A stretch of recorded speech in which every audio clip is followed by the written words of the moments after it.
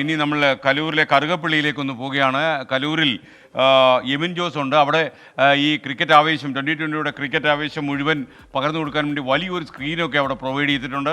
അത് കാണാൻ ആവേശം കൊണ്ട് ക്രിക്കറ്റ് ആരാധകർ എത്തിയിട്ടുമുണ്ട്. എമിൻ ജോസ്, എന്താണ് അവിടെ സംഭവിക്കുന്നത്, പറയൂ.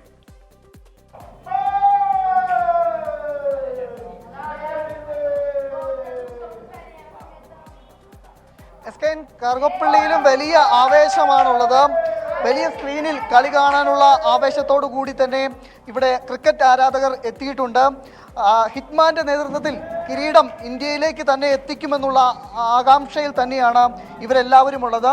സാധാരണ ഇവിടെ എല്ലാ കാലത്തും ക്രിക്കറ്റിൻ്റെ വേൾഡ് കപ്പ് വരുമ്പോഴും ഫുട്ബോളിൻ്റെ സമയത്തും എല്ലാം തന്നെ ഈ കറുകപ്പള്ളി കൂട്ടായ്മയുടെ നേതൃത്വത്തിൽ വലിയ സ്ക്രീനിൽ ആരാധകർക്ക് കളി കാണാനുള്ള അവസരങ്ങൾ ഒരുക്കാറുണ്ട്. കുട്ടികളടക്കം എല്ലാവരും ഇന്ന് ഇന്ത്യയുടെ വിജയം കാണുവാൻ വേണ്ടിയിട്ട്, ഇന്ത്യ ലോകകപ്പ് നേടുന്നത് കാണുവാനായി എത്തിയിട്ടുണ്ട്. അവരെല്ലാം തന്നെ വലിയ ആവേശത്തിലാണ്. 8 മണിയോട് കൂടിയാണ് കൂടുതൽ ആളുകൾ എത്തുകയുള്ളൂ. അപ്പോൾ ഇവിടെ ഇരിക്കാൻ പോലും സ്ഥലം കിട്ടാത്ത രീതിയിൽ ആളുകൾ എത്തുമെന്നാണ് ഇവർ പറയുന്നത്. ഏതായാലും ഇവരുടെ ഒരു പ്രതീക്ഷ നമുക്ക് ചോദിക്കാം. എങ്ങനെയാണ് ഹിറ്റ്മാന്റെ നേതൃത്വത്തിൽ കപ്പ് ഇന്ത്യയിലേക്ക് കൊണ്ടുവരും അല്ലേ? കൺഫേം ആയിട്ടും ഇന്ത്യ കപ്പടിക്കും. ഇന്ന് ഒരു 10-10:30 കളി തീരുമ്പോൾ വലിയ വിജയാഘോഷം തന്നെ കറുകപ്പള്ളിയിൽ ഉണ്ടാവും.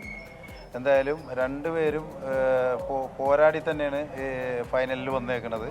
എന്തായാലും വിജയം ഇന്ത്യക്ക് തന്നെ ഉറപ്പാണ്. നമ്മുടെ ഒരു തുറുപ്പ് ചീട്ട് ആരായിരിക്കും? നമ്മുടെ തുറുപ്പ് ചീട്ട് രോഹിത് ശർമ്മ, അങ്ങനെ പിന്നെ വിരാട് കോഹ്ലി, അതാണ് മെയിൻ. കോഹ്ലി ഇത്രയും ദിവസം ഒരു ഈ കളികളിലെ ചെറിയ മോശം ഫോമിലാണ്. നന്നായിട്ട് ഇത് ഒരു നല്ല അവസരമായിട്ട് തന്നെ കണ്ട് നന്നായിട്ട് കളിക്കുമെന്ന് ഒരു പ്രതീക്ഷയാണ് നമുക്ക് എല്ലാവർക്കും ഉള്ളത്. ദക്ഷിണാഫ്രിക്കയുടെ ബോളിംഗ് ഒരു അല്പം ശക്തമാണ്. നമുക്ക് എന്തെങ്കിലും ഭയപ്പെടേണ്ടതുണ്ടോ? ഒരു ഭയപ്പെടലൊന്നുമില്ല. ശക്തമായാലാണല്ലോ നല്ലത് നമുക്ക് നേരിടാനായിട്ട്.